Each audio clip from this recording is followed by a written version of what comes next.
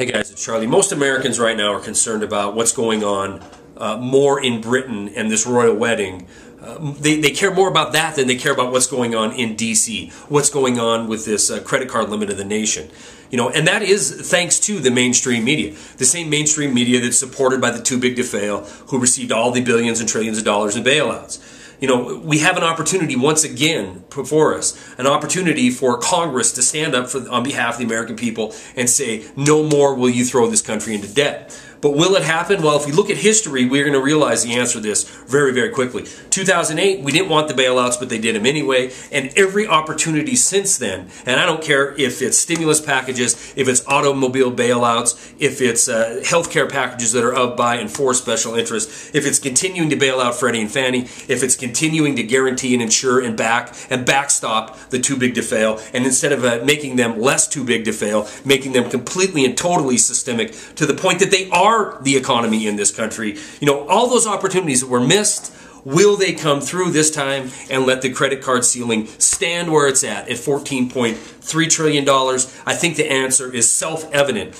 Absolutely, they will go ahead and vote on behalf of the people they represent, the too big to fail that are paying for their re-election campaigns. 42 cents of every single dollar in this country is borrowed. And we're not borrowing this money to spend it on Americans. You know, the fact is, in 2007, we had a $9 trillion deficit. In 2011, it's going to be $14.3 trillion, probably before I finish this video. But that's not going to stop the economic terrorists from doing their economic terrorist acts and trying to scare Congress into guaranteeing that they will raise this credit card limit.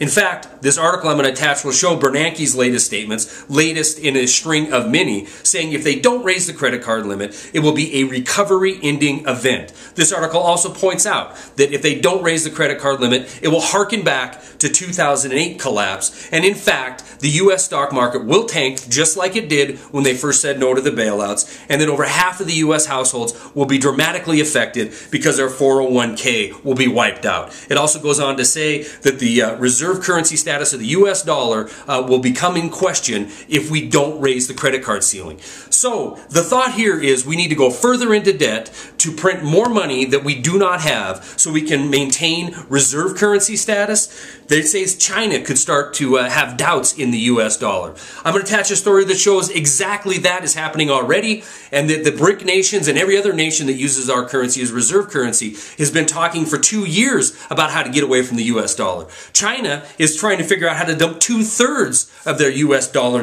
denominated assets. And in the ultimate irony, David Weiss of S&P, who just a week ago downgraded the U.S. outlook from positive to negative, says that if we don't raise the credit card limit, it will further impact the rating of the U.S. We need to raise it even higher. So the logic there for S&P is we need to go further into debt to ensure that we'll get our deficit spending under control. You can't make this stuff up. If you said this to a kindergarten class, they would look at you cross-eyed. But it doesn't matter because it's all about spending money that we don't have to keep the too big to fail in the position of power and keep their assets worth something, while this hidden tax of inflation destroys the middle class in this country. If you need one last quote in this to prove to you that this is nothing more than of, by, and for Wall Street, then Jamie Dimon is quoted in as saying that whoever decides to push the button to stop the credit card limit is absolutely and totally crazy. How us defaulting on our treasuries would be the end of this country, basically. Now you have the picture painted before you.